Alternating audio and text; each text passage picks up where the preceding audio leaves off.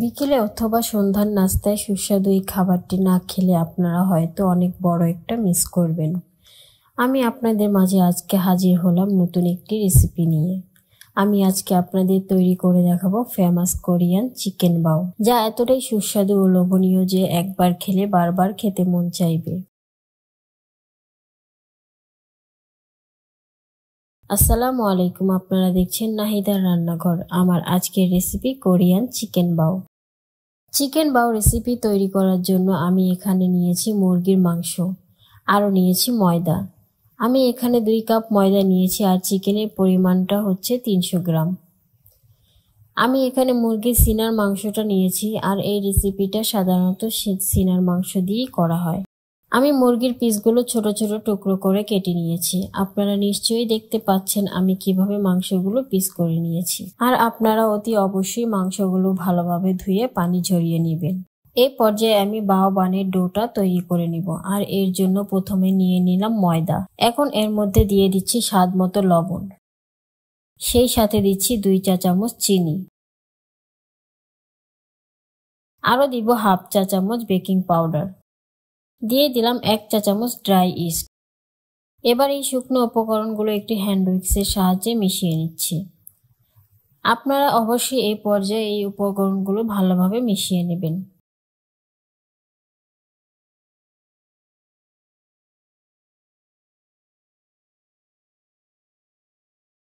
উপকরণগুলো মেশানো হয়ে গেলে এর মধ্যে দিয়ে দিব পানি। আমি প্রথমে অল্প পানি দিব। আমি এখানে কুসুম গরম দুধ দিয়ে দিলাম, এতে ময়দার ডোটা বেটার ইমপ্রুভ হবে। দিয়ে দিলাম 1 টেবিল চামচ সয়াবিন তেল। আমি এবার এই ময়দা ও উপকরণগুলো হাত দিয়ে ভালোভাবে মেখে নেব এবং এগুলো মাখার পর একটি সফট ডো বানিয়ে নেব। এই ডোটা মাখার পর দেখবেন হাতের সাথে লেগে যাচ্ছে, তবে মাখতে মাখতে হাত থেকে ছেড়ে আসবে। যদি প্রয়োজন হয় তবে সামান্য তেল লাগিয়ে নেবেন। দেখুন আমি ময়দার ডোটা পারফেক্টভাবে মেখে নিয়েছি। এবার উপরে সামান্য তেল লাগিয়ে নিলাম যাতে ডোটা শক্ত না হয়ে যায় এবং একটি ঢাকনা দিয়ে ঢেকে রাখবো 1 ঘন্টার জন্য। এবং এই ফাঁকে আমি চিকেন পিসগুলো ফ্রাই করে নেব।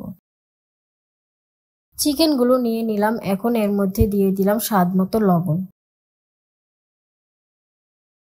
সেই সাথে দিচ্ছি 1 চা চামচ কালো গোলমরিচের গুঁড়া, দিয়ে দিলাম হাফ চা চামচ লাল মরিচের গুঁড়া এবং সবশেষে দিচ্ছি বাইন্ডিং এর জন্য 1 চা চামচ কর্নফ্লাওয়ার, তবে আপনাদের কাছে না থাকলে দেওয়ার প্রয়োজন নেই। এখন আমি এটাকে হাত দিয়ে ভালোভাবে মেখে নেব।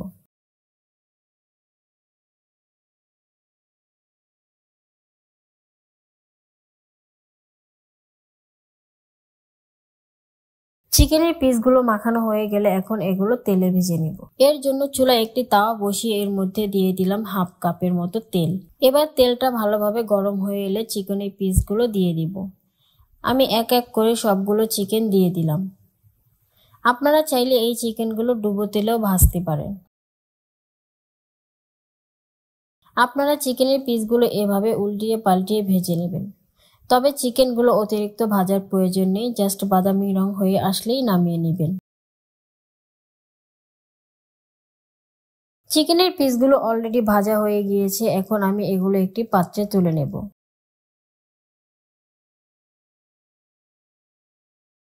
এই পর্যায়ে আমি ভেজে নেওয়া চিকেন পিসগুলো কোরিয়ান স্টাইলে রান্না করব। চুলায় একটি পাত্র বসিয়ে এর মধ্যে দিয়ে দিলাম 2 টেবিল চামচ পরিমাণ তেল। এবার তেলের মধ্যে দিচ্ছি ফাইন চপ করে নেওয়া 2 টেবিল চামচ রসুন কুচি।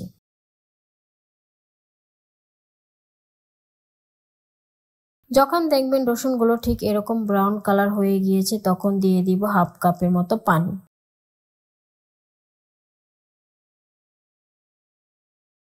পানিতে যখন বলক চলে আসবে তখন এর মধ্যে অ্যাড করব 1 টেবিল চামচ টমেটো সস।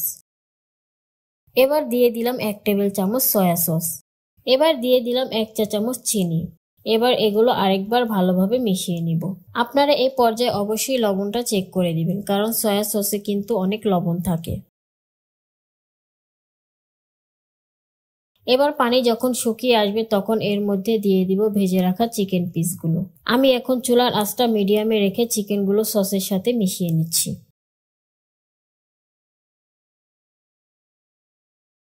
এখন দিচ্ছি কিছু লাল শুকনো মরিচ কুচি। আমি এখানে বিচিগুলো ফেলে তারপর দিয়েছি, তবে আপনারা ঝাল পছন্দ করলে বিচি সহই দিবেন।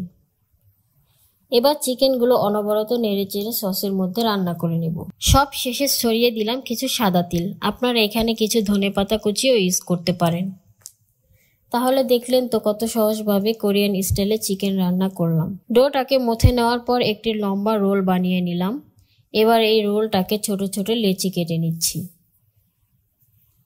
দেখুন আমি লেচিগুলো নর্মাল রুটির লেচির সাইজে কেটে নিয়েছি। লেচিগুলো কাটা হয়ে গেলে আমি এখন এগুলো হাতের তালুর সাহায্যে বল বানিয়ে নিব।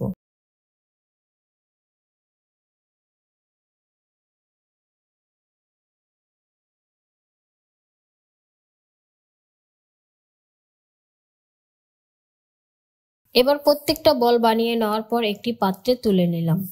এবার এখান থেকে একটি বল বানিয়ে সামান্য ময়দা লাগিয়ে ঠিক এভাবে লম্বা করে বেলে নেবেন। খেয়াল রাখবেন এই রুটিটা বেশি পাতলা করা যাবে না, আপনারা ঠিক এভাবে বেলে নেবেন। রুটিটা বেলা হয়ে গেলে ঠিক এভাবে ফোল্ড করে নেবেন। আমি প্রত্যেকটা বাও বান ঠিক এভাবেই বানিয়ে নিব।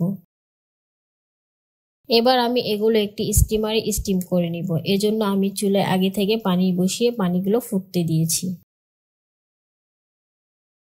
আর স্টিমারের এই ছাঁকনির উপর সামান্য তেল ব্রাশ করে নিয়েছি যাতে লেগে না যায়। এখন আমি এগুলো ঢেকে দিব এবং ঢেকে প্রায় 15 মিনিট মিডিয়াম হিটে স্টিম করে নিব।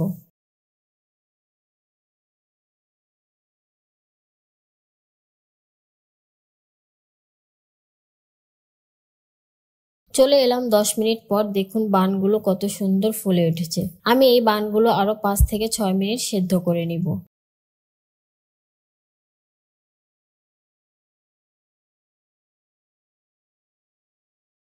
দেখুন বাও বানগুলো কত সুন্দর লাগছে এবং কি পরিমাণ ফ্লাপি হয়েছে। এ পর্যায়ে চুলাটা বন্ধ করে বানগুলো নামিয়ে হালকা ঠান্ডা করে নেব। আমি বানগুলো হালকা গরম থাকা অবস্থায় এর মধ্যে চিকেনের পুরগুলো দিয়ে দিব। আমি বানগুলো মাঝখান থেকে ফুলটা খুলে নিয়েছি। প্রথমে এর মধ্যে দিয়ে দিলাম রাউন্ড করে কাটা শসার টুকরোগুলো। এরপর এর ভিতরে দিয়ে দিব চিকেনের পিসগুলো। চিকেনের পিসগুলো দেওয়া হলে এর উপরে কিছু সাদা তিল ছড়িয়ে দিলাম যাতে দেখতে আকর্ষণীয় লাগে। আমি প্রত্যেকটা বাও বান ঠিক এভাবে বানিয়ে নিলাম। দেখুন কত লোভনীয় লাগছে। আসলে এটা দেখতে যত সুন্দর খেতেও তত মজা। আপনারা প্রতিদিন একঘেয়েমি নাস্তা না করে মাঝে মাঝে এরকম সুস্বাদু বাও বান বানিয়ে ট্রাই করতে পারেন। আশা করি অবশ্যই ভালো লাগবে। ভিডিওটি যদি আপনাদের কাছে ভালো লাগে তাহলে অবশ্যই লাইক এবং সাবস্ক্রাইব করে পাশে থাকবেন। ধন্যবাদ।